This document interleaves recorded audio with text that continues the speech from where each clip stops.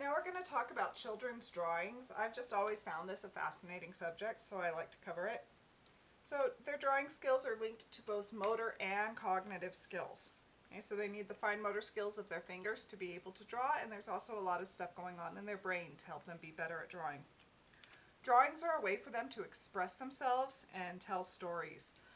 For my child, when he was about 4 or 5, his drawings were never just a static scene. They were dynamic things. It was like he was telling a story or showing a movie through his drawing, and things were constantly changing in his drawing as he narrated his own story.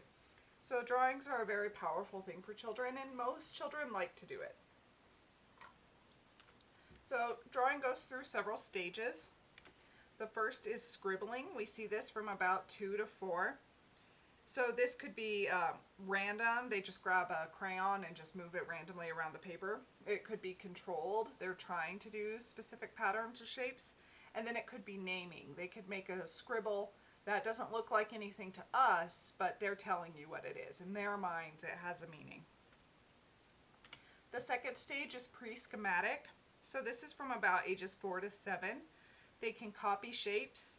Their drawings are still not very realistic. They'll pick a favorite color instead of a realistic color, so they might draw the sky pink or the sun green. And you start to see simple human drawings, houses that are floating above the ground, etc. So you're starting to recognize what they draw, but it's not very realistic yet.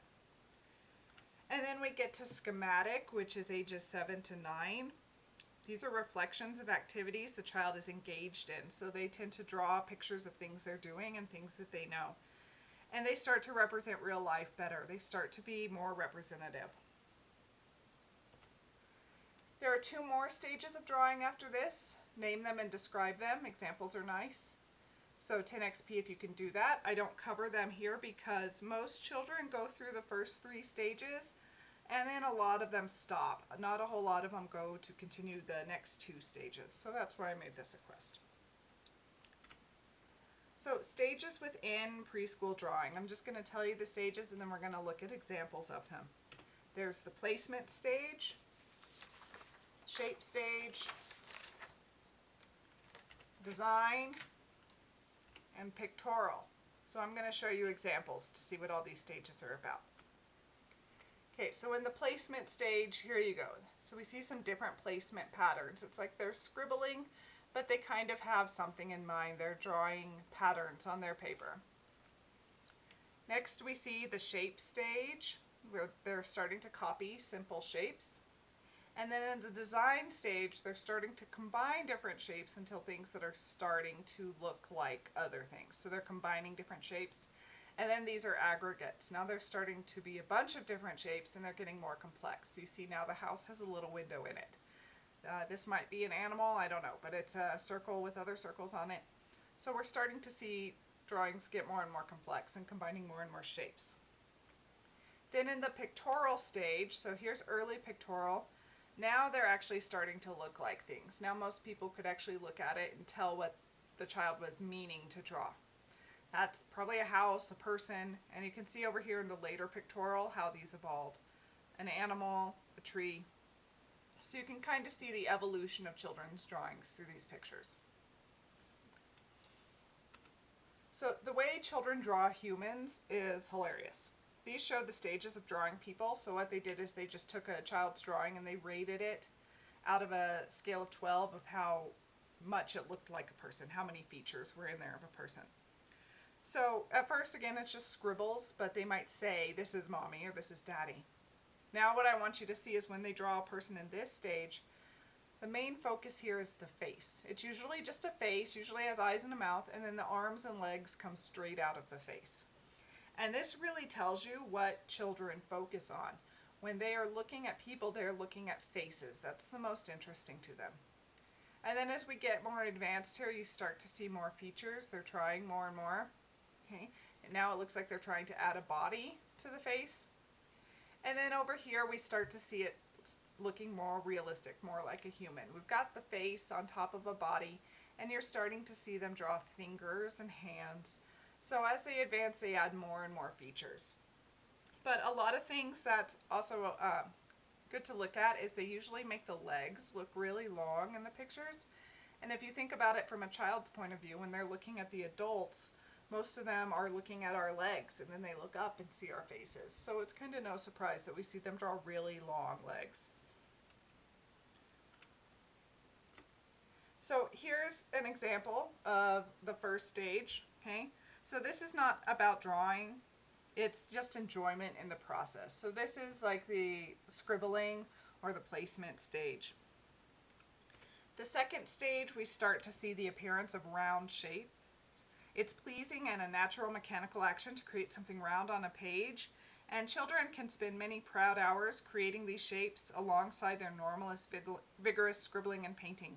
Kids love to draw circles. They'll just draw hundreds and hundreds of circles on a page. There's something very satisfying about it. Then, so we see this around the age 2 or 3.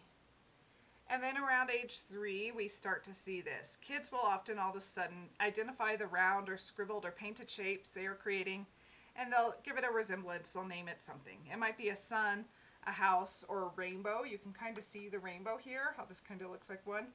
And these might be people or animals. We can't tell what it is, but that child probably had something in mind when they were painting this picture. They'll tell you what they've created. They'll tell you the whole story of the picture.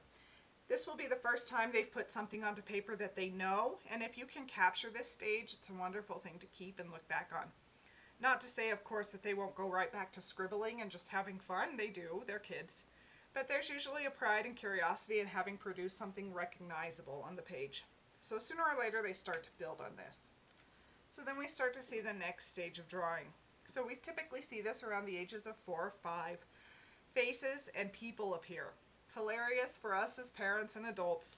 Pictures of people nearly always start without any body at all, so the arms and legs spring straight out of the head. Again, you can see what I was talking about. The emphasis is on the face, and then we see some really long legs. But things are still just, see all the circles? Kids love to draw circles. So this is the typical type of drawing we see around preschool. Drawing beyond preschool, we do have the next stages. So now we get into stage 5. So the pictures start to sit on a baseline. They include familiar things such as houses, families, cars, bikes, etc. Whatever happens to be on the child's mind at the time. So here we see a sun and a butterfly and some flowers, and we're starting to see what it is that the kid had in mind.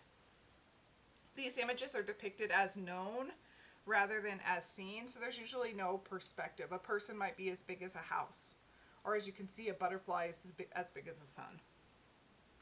And then later on, around age 6 and up, or sorry, around 8 and up, we start to see this last stage, stage 6, where drawing and painting can feel harder and less, or where all of a sudden drawing and painting can start to feel harder and less spontaneous as a consequence.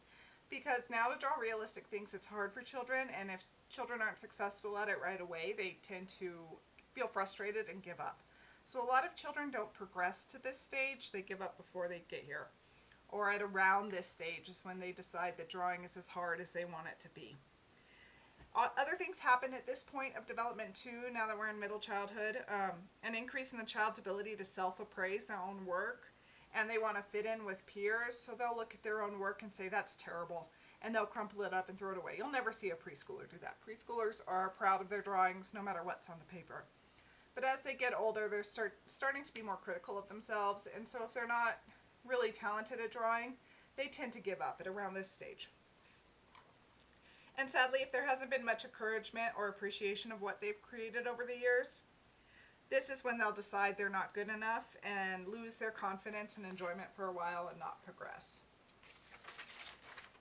So another big part of drawing and writing is how they hold the pencil itself. So here are the typical grips we see as children get older. So first 1 to 1.5 years, they use their whole hand to grip the crayon. So at this age, it's good to give them really big crayons and markers, something that's easy for them to hold on to. 2 to 3 years, we start to see this digital grasp. They're using all their fingers now instead of their palm, but it's still not a very natural position. Try to hold a pencil like this and make an accurate drawing. You probably can't do it. Ages 3.5 to 4, we start to see this modified tripod grasp. So now we're getting into more precision. It's easier to control a pencil when it's in this position. And then 4.5 to 7 years, we see the development of the full tripod grasp, which is probably what you use when you hold a pencil.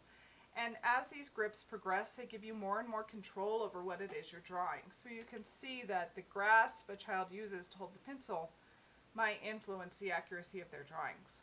And they make a lot of things that you can put on pens and pencils to encourage this tripod grasp, but it should develop pretty naturally on its own. If a child is getting really frustrated though at not being able to control their pencil, try to encourage them to use the more advanced grasps and see what happens. So this was a pretty short lecture. This is really all I had. A lot of books talk more about nutrition and accidents that can happen in early childhood, and a lot of them talk about abuse. But I like to focus on more normative development instead of those issues. So this lecture was pretty light. If you do have any questions about it though, please post them on Blackboard.